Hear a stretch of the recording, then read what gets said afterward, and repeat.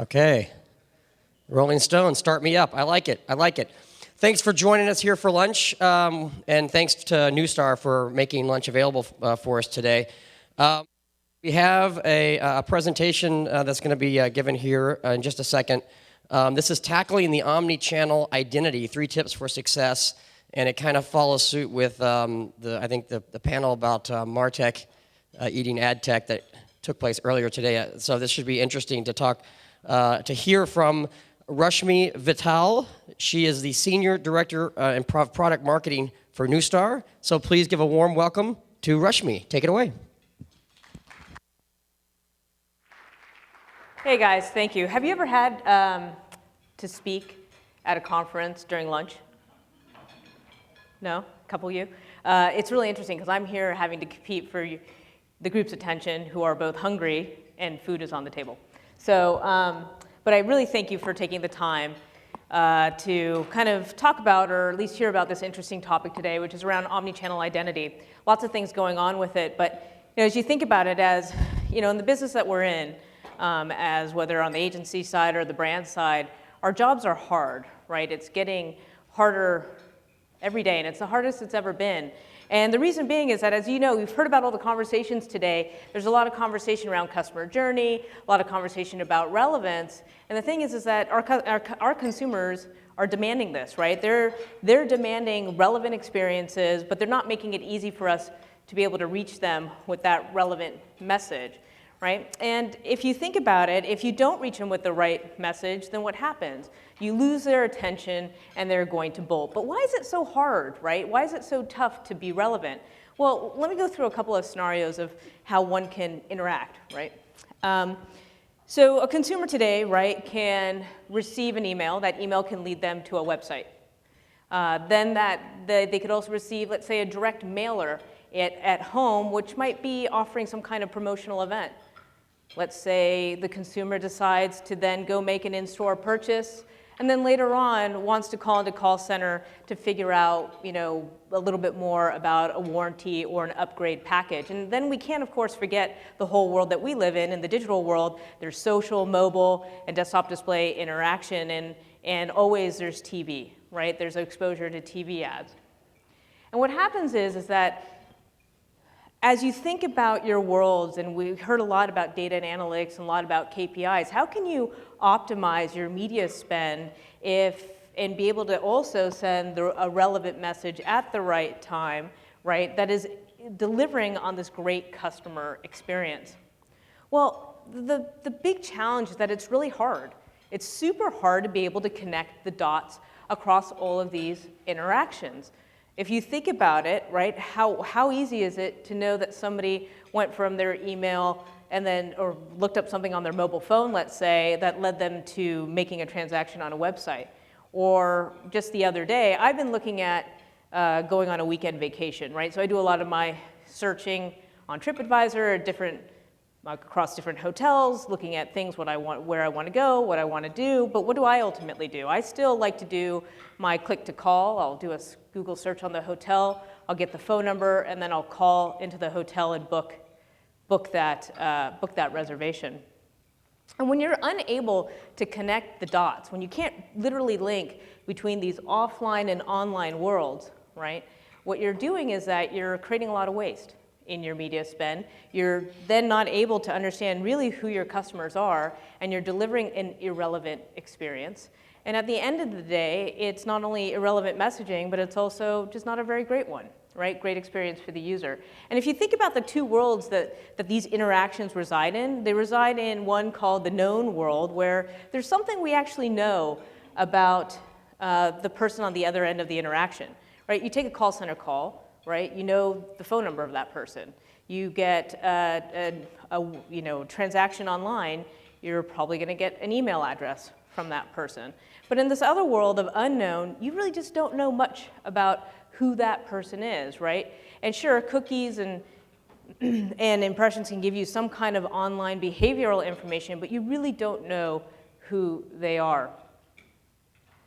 And so when you think about taking a big step back, what is it that you kind of need? Well, You need an ability to bring all those interactions together, both offline and online, and connect that to build and construct a single portrait of a customer, right? That single view, again, beyond behavioral, of something that's bringing in that offline world and all those interactions and who that person is, along with that online world. And you need it to be founded in a fact that that identity that you're trying to build, right? That identity that you need to get to is founded on bringing together all those various identifiers, both offline and online, to a persistent ID that then can be used for as you're trying to reach them online and then as you're trying to reach them back in offline modes. And we'd have to say, Newstar, this is something that we've been doing for quite a long time. And actually, I'm going to take a step back here. And how many people here actually know who Newstar is? Okay, other than the people that work for Newstar. Okay. So, interestingly enough, Newstar has been around for a really long time. We've been around for 19 years. We started out in the telecom space where our predominant business was to port numbers from one provider to another, right? So think about the entire US population. Think about today, if you go into AT&T, you want to switch over to Verizon, how easy is it for that phone number to get switched over? It takes like 0.3 milliseconds or something like that for that phone number to get switched. Think about the data and the data assets that's required to make that happen. It's persistent, it's 24/7. This is something that Newstar had started with and has been managing for 18 years. Off of that, completely distinct and separate business, but the learnings you get from managing massively large data sets that are mission critical and running 24/7 taught us a few things. And so from that, we diversified into becoming prolific in using various types of identity data to serve customers in real time. For example, we're also one of the leading providers of caller ID, another large, massive data set that when that phone number is coming in, you want to be able to verify who that person is. That pops up on your phone, right? So that is offline information that we're delivering instantly. So if you think about the mechanics of what it takes to build an omni-channel identity, we think we've got a pretty unique approach. The reason why, we take all of the relationships that we've built over the years in the telecom space, we take the relationships that we've built with other data providers, and we feed that into what I call a living organism of identity. That is then used to then build our network across how we reach people online and offline.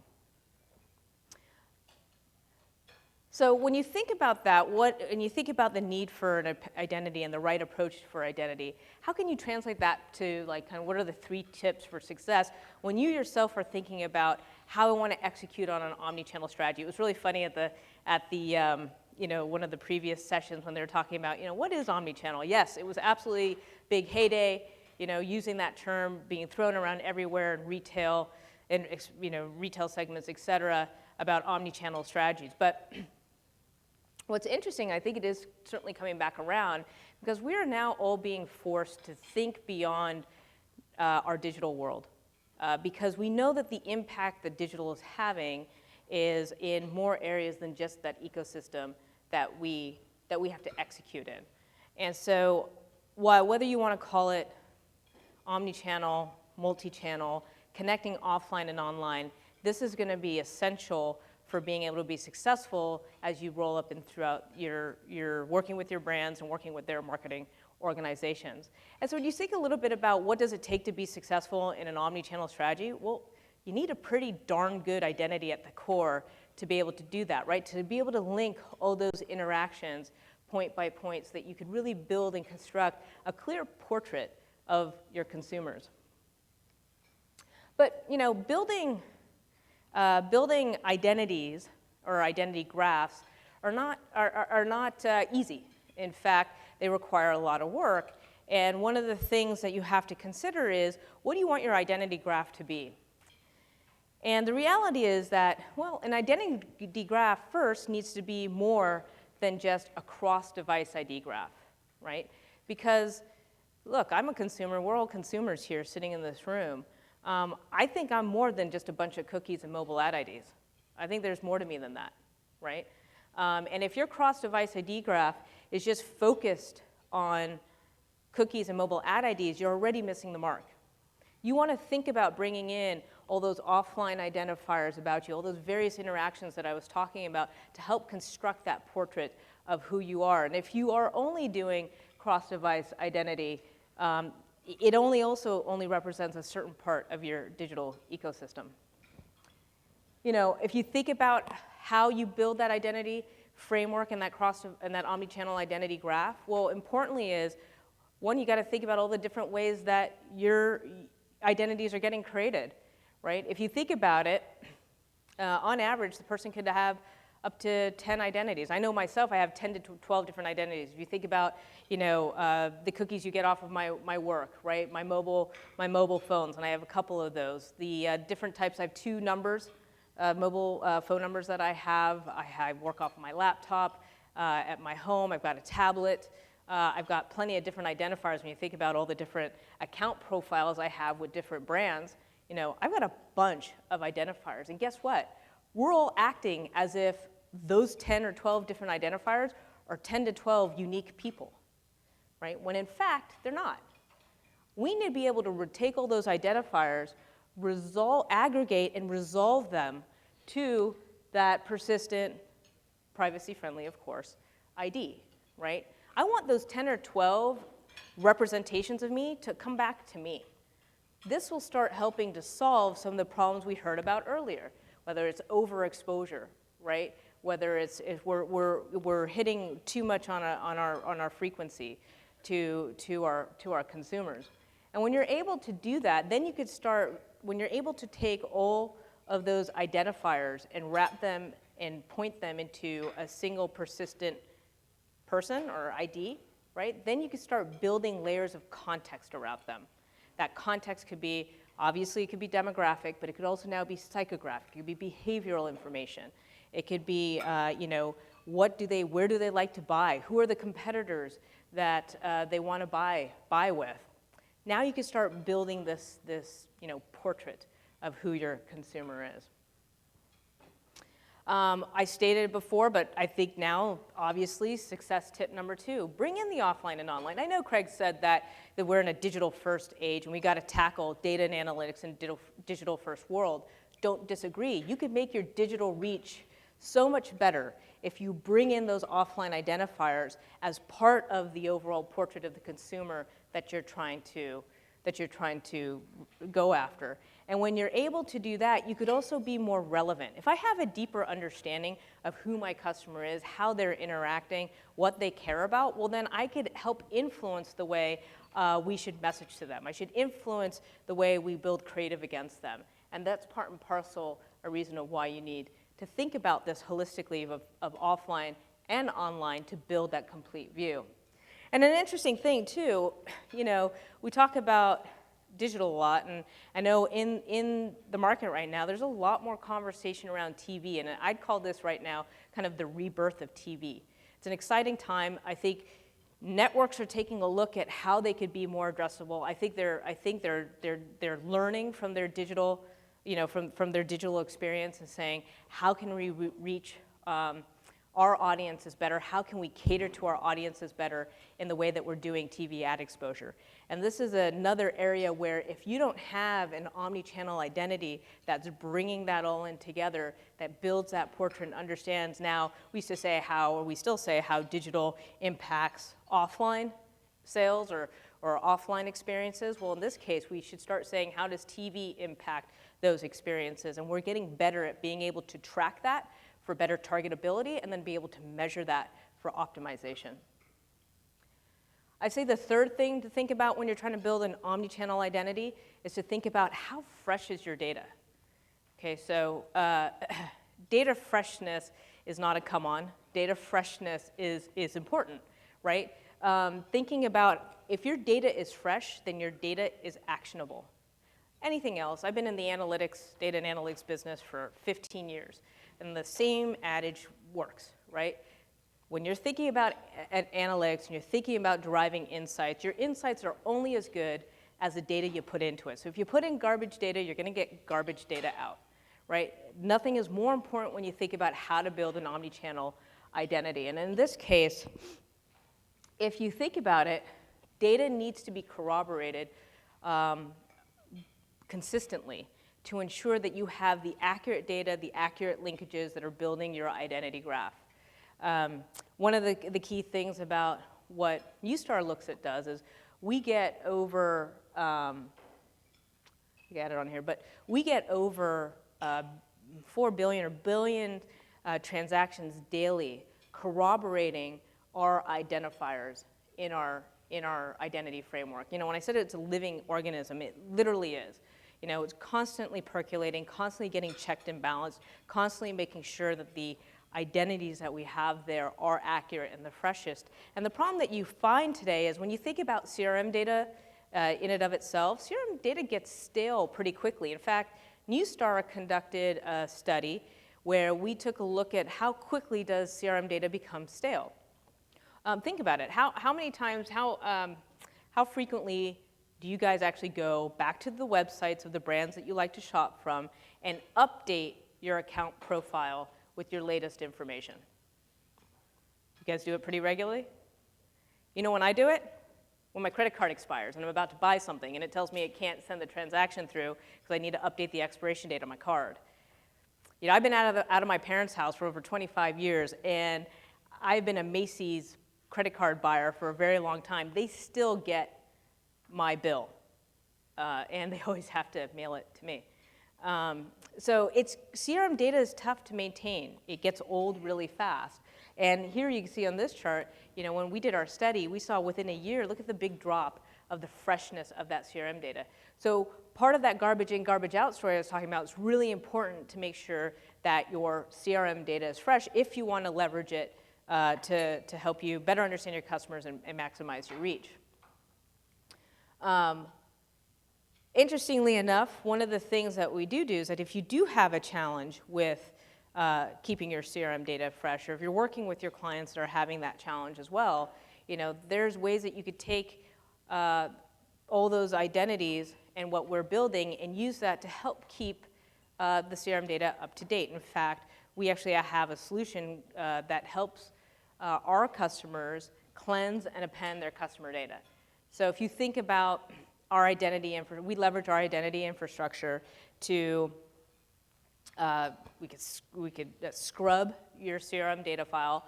We will look at it and tell you which, which names and emails and phone numbers are accurate and verified. And then if there's anything that's missing, we will append that to the file, and then you keep that. Just imagine how important that is when you're paying, when you think about the CPMs that you're paying for onboarding data, right? If you're onboarding bad customer data, you're spending a lot of money on that. If you get to cleanse that and get it to a state of happiness, that will only make your onboarding of that data more effective. Right? So we covered those 3 tips, but if there's one thing you would walk away from today's short talk is the fact that, you know, omnichannel is important. Being able to execute that strategy is going to be an imperative. And while today you might think your cross-device ID graph might be cutting it, or maybe it's not, the idea is that if you start building today for an omnichannel identity graph, you're not only going to be solving the problems of today, but you're going to start solving the problems of tomorrow. And as we heard from the panel before us, tomorrow is coming by real fast. 2021 is not that far away.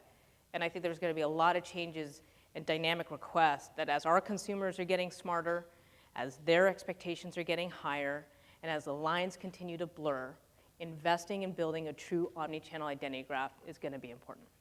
Thanks. Oh, yeah. Wow, Rashmi, thanks so much. Hey, anybody have any questions for Rashmi while we have her here? Yes, right back here. All right, just let me get you the microphone. Let them know who you are, where you're from. Hi, thank you for that. My name's Andy. I work at Andreessen Horowitz. So who is Neustar's biggest clients, and I assume that your biggest clients are benefiting from an omni-channel approach the most? Yeah, it's a great question. So Neustar obviously has a very diversified portfolio. We work across a number of industries, financial services, retail. We work direct with agencies. We have Chris here in the room today who could tell you a little bit more about that. So we're kind of spread across the board, right? From a financial services position, we work a lot with marketing organizations to help them with executing their strategy. We have a marketing hub, like everybody has their clouds, we have a hub, that allows you to do the things that we talked about, onboard your first-party data. You know, we have a very robust global DMP, right? We have third-party audience data that you could use for building your audiences and syndicated it across a number of partnerships that we've built over the years, right?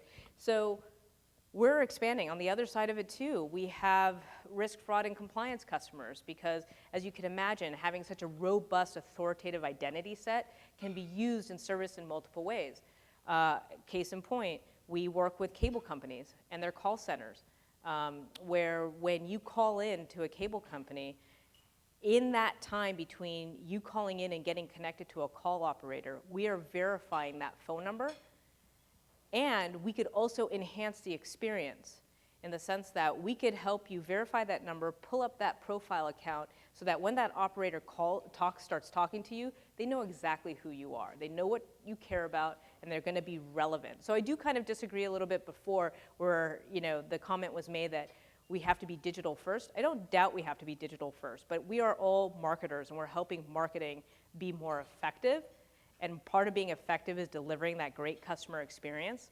And if you're calling into a call center and that call operator is at that point in time not only trying to help service them, but they're also being delivery on a great experience. So we work in a number of different ways across the industry. Follow-up question. So I can see how there's value to marketers, but as a person, yeah, right? And you're enjoying the wonders of the internet, and Yeah. you're being tracked and marketed to. I can see it's a good consumer experience if I call into somebody and they know my record and they can help me more accurately. But are there any other benefits for people for an omni-channel record ID? Absolutely. I mean, and we have to get there and work there, right? As people are building, you know, omni-channel identity, what you should see is reduction in overexposure of ads. You should see more relevant messages that cater to your experience. And should that be no messages, so be it, but catered to your experience. You should see not only just through when you're browsing or having your digital experience, but your offline experience as well, right? You want it to be relevant. And so I think those things, I think that is how Neustar is helping the consumer. More directly, Neustar also helps the consumer in the way that we also protect the consumer. In fact, I don't know if any of you have heard about the Telecom Consumer Protection Act. It's the thing that stops people from robo-dialing you or auto-dialing you if you have chosen to opt out or you are on a do not call list. We verify the integrity of those call lists before anybody goes out and starts the auto-dialing. So we could tell you, yes, they're opted in, or no, they're opted out. If they're opted out, we pull you off the list, right? So that's another way that we help the consumer. So I think when you think about identity, it then expands, right? We think about identity as well from how can we secure your transactions, your online transactions? How can we make sure that you're not getting hit with some kind of fraudulent behavior? How can we also ensure that that transaction itself is being protected? And if there's any kind of issue or kind of identification of risk, how do we push that out to ensure that then gets delegated with in the right way? And I think identity, and if we could get all into threat analytics and things like that, there's a whole, I think, bushel of use cases that can benefit when you have the right approach to identity at the core that not only serves the consumer, but also helps the marketer do their job better. Great question. Okay. Yeah, great question. Anybody else? Okay. And you actually have a couple teammates here as well, right? From I do. the New Star team. Raise your hand if you're with Yeah. the New Star. Okay. We have Chris and Jessica. Okay. So if you have more questions, grab these folks and ask questions, because this is a great presentation and certainly relevant to what we're talking about here. And thank you very much for taking the time to spell it out for us and for lunch. A big round of applause for Rashmi. Thanks, guys. Thanks a lot. And we're going to take about 10 minutes to just clean the room a little bit and grab dessert, coffee, and we'll get going with the afternoon session. Thanks.